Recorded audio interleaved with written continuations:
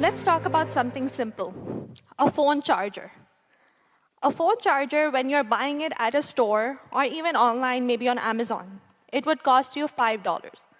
But that same charger, when you're at the airport, your phone's battery is about 3%. You want to rush through the terminals just to make sure that you are getting that charger just because you have a long flight ahead. What changed? It's the same charger, but now at the airport, it might cost you 3 times, 5 times double the amount. And you will still get it. The only thing that changed is the context, the urgency, and the visibility. Similarly, if you are in a room where you are the most capable person, but if you're not visible, it would not matter. You would still be priced like that $5 charger. That was me. Back in 2017, when I came here as an international student, no network, no fancy last name, just me and my hope and grit. I still remember the day when I came here again with 2 bags. My parents were accompanying me, sending me to the university.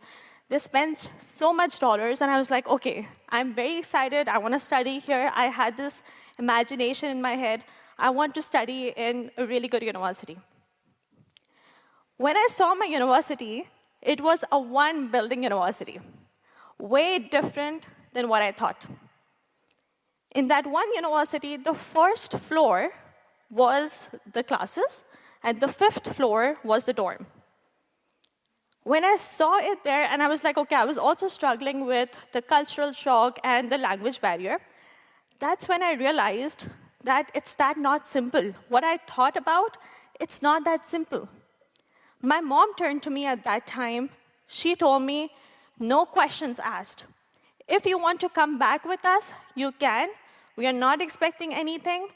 If you're not comfortable, you come with us. At that specific moment, I decided that no, I want to take a decision, and I decided to stay.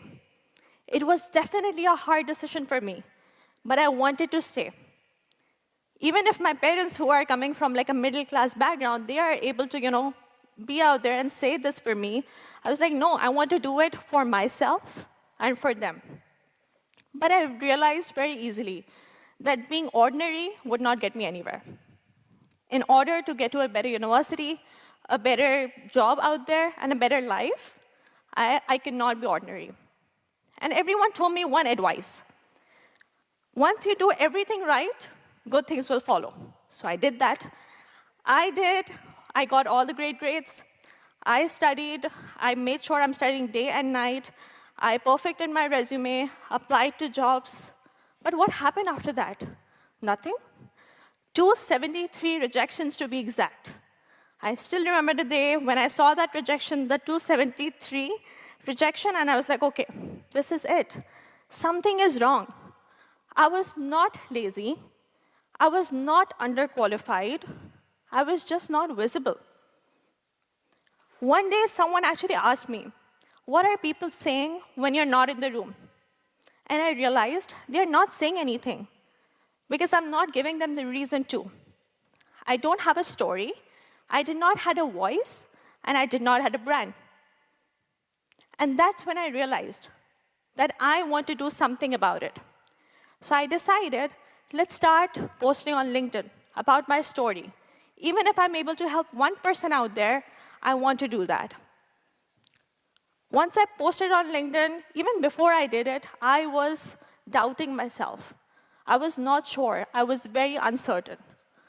I was looking over my post again and again before hitting the word like publish. Even after that, I was like, no, I'm still going to do it because I don't want anyone else to create a narrative for me. I want to create my own narrative.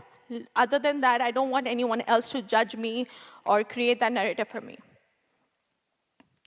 Later on, I decided that how about I do it every single day, and I want to see how that works. And it worked wonders for me.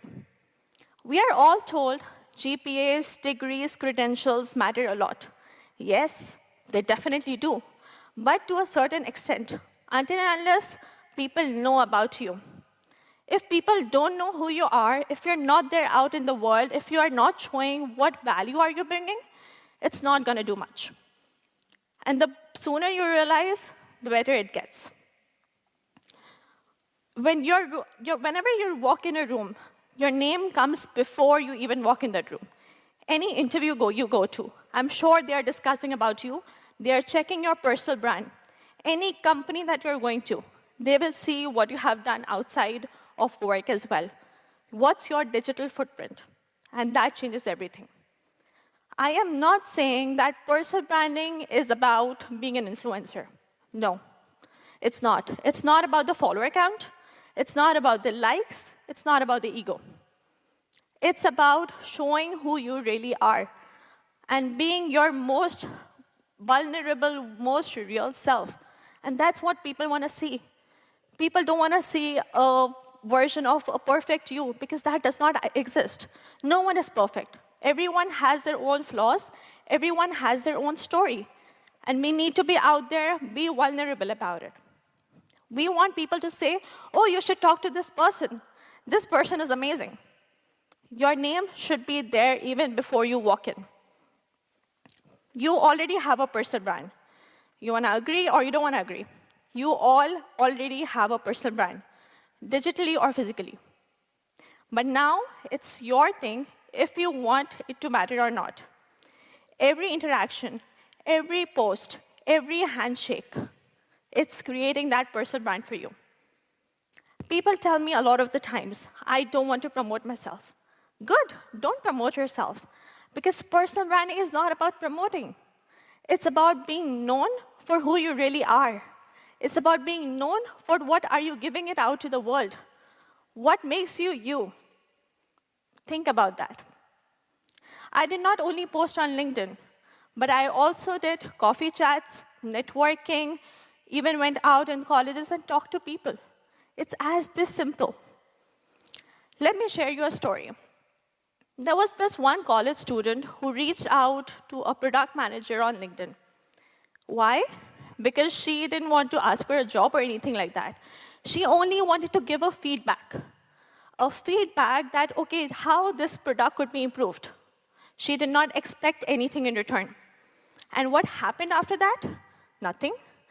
The product manager acknowledged, he was happy about it, and they always stayed in touch.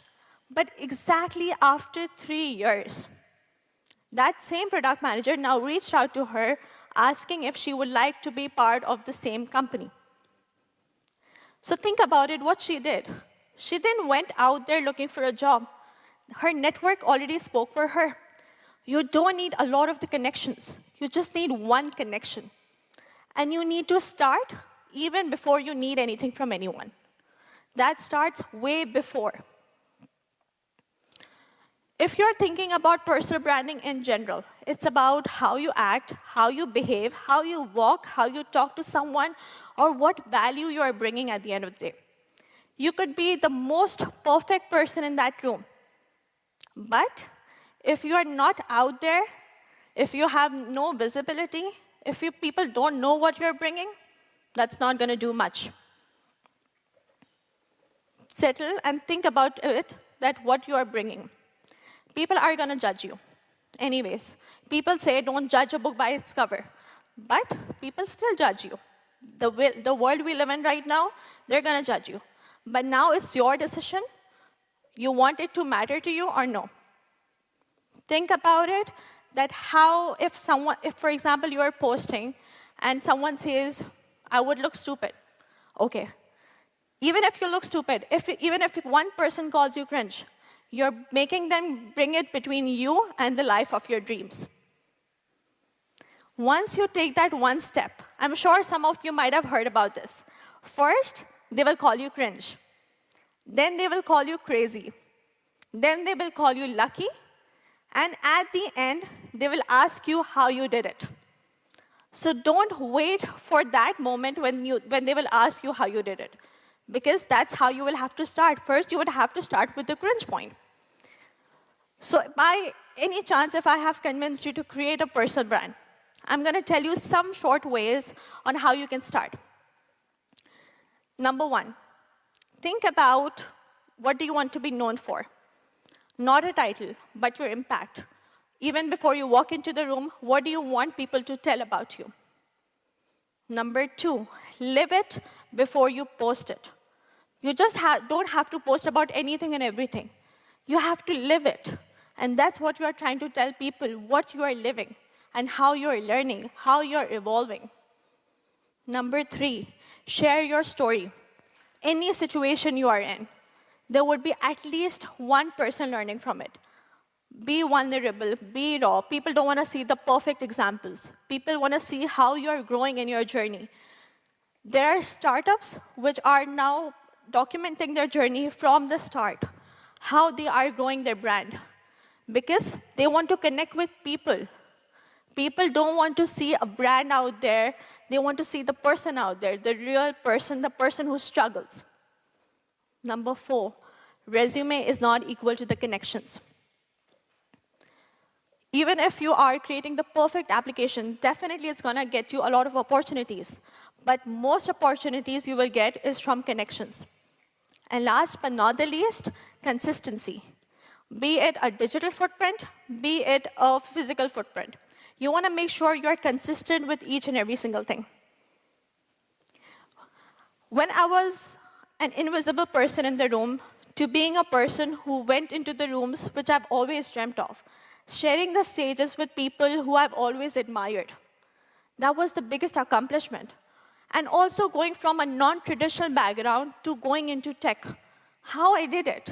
I was out there. I created those opportunities for myself. I was in healthcare, but I knew I wanted to be a product manager. So what I did, I took the decision in my hands and started networking with those people. And when I was talking to them and I asked them, can I record our call? And what I did, I asked them for the permission and uploaded it on YouTube. Simple, very simple. And what happened now, people were reaching out to me, can I be a part of your podcast series? Because of that, I landed multiple product management job offers. Along with that, I got referred, I got remembered, and always people respected. And that's how life is right now. People see most people who are more familiar to them. They trust more people who are more familiar to them. Be that familiar person. Be on top of mind for people. First, you need to craft it, then you need to live it, and then own it. The world we live in right now is shaped by internet. And internet does not reward the most hardworking person, but it definitely rewards the most visible, more consistent person. So be that person. Don't wait for anyone else. Just create your own story. Don't hide behind the doors. I have been an introvert person, but I stood out there. I am still an introvert person. I might be shaking right now here as well. But at the same time, I have to do that. Create that story and inspire you to create your own story as well. Other than that, don't let anyone else create that story for you. While I'm ending this talk, I just want to say one thing. I'm going to leave you all with one question. What's that one thing people are saying about you when you're not in the room? Take a moment, think about it, and that's it. Thank you.